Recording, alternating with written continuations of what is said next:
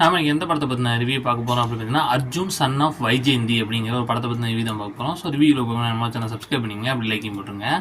So இந்த படத்துடைய கதை என்ன அப்படின்னு பார்த்தீங்கன்னா நம்ம ஹீரோ ஒரு பெரிய ரவுடியாக இருக்காப்புல. ரவுடியாக இருந்தாலும் நல்லது பண்ணுற ரவுடி அப்படிங்கிற மாதிரி ஒரு இதில் இருக்காப்புல.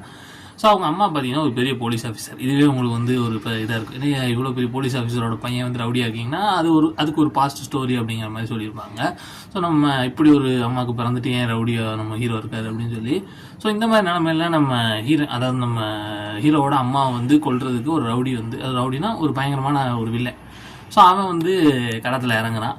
ஸோ அதை தடுத்து நிறுத்தணும் நம்ம ஹீரோ போகிறாரு. ஸோ அதுக்கப்புறம் என்ன நடந்துச்சு அப்படிங்கிற கதை கிட்டத்தட்ட நான் இந்த கதை சொல்லும் போதே நீங்கள் அடுத்து என்ன நடக்க போகுது அப்படின்னு ப்ரெடிக்ட் பண்ணியிருப்பீங்க. ஸோ ஸ்டோரி கொஞ்சம் ப்ரெடிக்டபிள் ஸ்டோரி தான், வழக்கமான ஸ்டோரி தான், பெருசாக வித்தியாசமாக எதுவும் இல்லை. படத்தில் வேறு ஏதாவது இருக்காங்கன்னா அந்த சண்டே காட்சி ஆக்ஷன் பிளாக்கை மையம் வச்சு தான் கதையை நகர்த்திருக்காங்க. ஸோ அதை தாண்டி கதையில் பெருசாக எதுவும் இருந்த மாதிரி எனக்கு தெரியல. என்னை பொறுத்தளவுக்கு ஒரு ஆவரேஜ் மூவி தான். இது எவ்வளோ ரேட்டிங் கொடுக்கலாம்னா 5க்கு ஒரு 2.2 வேணால் கொடுக்கலாம்.